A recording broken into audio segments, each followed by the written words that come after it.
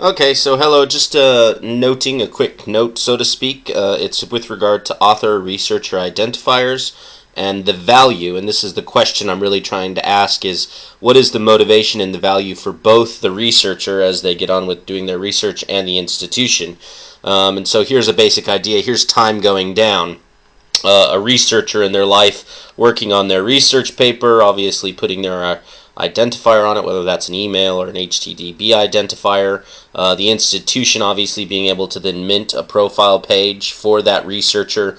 Says here's the researcher, here's the HTTP. The researcher is able to use that identifier on their research paper to associate them with the institution. But of course, as time moves on, the researcher might well move on. And so here's the first point about the motivation for the researcher is the fact that if the institution, while they might kill off the email address, might maintain the archived staff profile page. And that staff profile page then could act as kind of like a CV recommendation.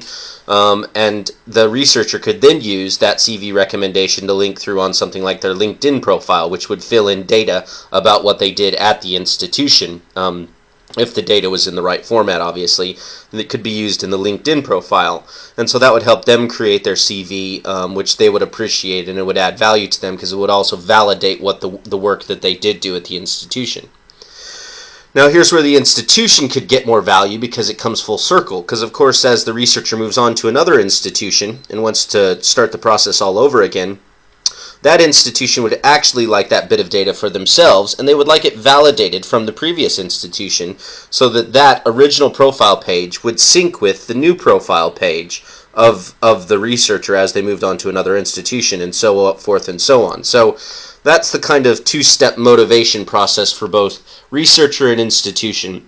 Of course, there's a lot of human agreements as well as the technology is actually quite easy. It's really the human problem of being able to decide, how the institution using something like their HR systems or repository or CRIS or whatever other system they might have data about the researcher to put on their profile page. And in addition, having the researcher get involved in the workflow that their profile page from the institution, they could decide what appeared on it and what didn't. So they'd have to essentially log into their profile page and allow the data to be published on behalf of themselves and be approved. So there's kind of a two-step process. I might do a little diagram for that later on. But overall, there's the motivation behind it. So just a quick note on what are the actual values for organization and researcher for doing an author identifier.